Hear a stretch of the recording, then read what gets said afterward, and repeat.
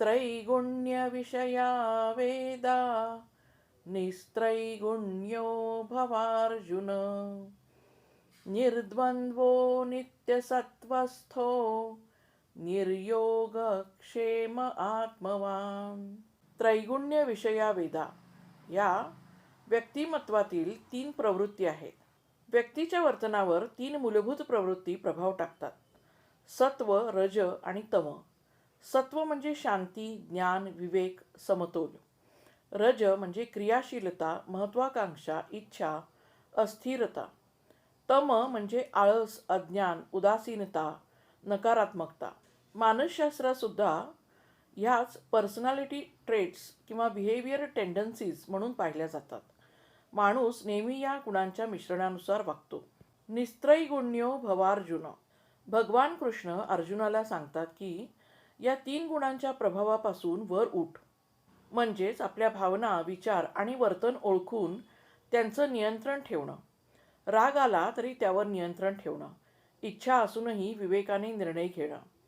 आळसावर विजय मिळवणं. ही अवस्था म्हणजे निस्त्रैगुण्य, म्हणजे बाह्य प्रवृत्तींपेक्षा आत्मजाणीवेत स्थिर राहणे. निर्द्वंद्व म्हणजेच भावनिक स्थैर्य. सुख, दुःख, लाभ, हानी, स्तुती, निंदा या सर्व जीवनातील द्वंद्व आहेत. मानसशास्त्र म्हणतं की ज्याची भावनिक स्थिरता जास्त ती व्यक्ती मानसिकदृष्ट्या स्वस्थ असते. भावनिक परिपक्व व्यक्ती परिस्थिती बदलली तरी मनःशांती राखू शकते. नित्य सत्वस्थ ही ओळ म्हणजे नेहमी सत्वगुणात स्थिर राहा. सत्वगुण म्हणजे मानसिक स्पष्टता, शांती, ज्ञान आणि आत्मविश्वास. आजच्या काळात निर्योगक्षेम, योग म्हणजे काहीतरी मिळवायचं, क्षेम म्हणजे मिळालेलं टिकवायचं. म्हणून कृष्ण सांगतात निर्योगक्षेम हो, म्हणजे चिंता सोडून वर्तमानात राहा. हेच मानसशास्त्रात माइंडफुलनेस म्हणून शिकवलं जातं. आत्मवान म्हणजे स्वजाणीव ही उच्च मानसिक प्रगतीची अवस्था मानली जाते. म्हणजेच जेव्हा माणूस स्वतःच्या विचारांपासून थोडा दूर जाऊन त्यांचं निरीक्षण करू शकतो तेव्हा तो खऱ्या अर्थाने आत्मवान होतो.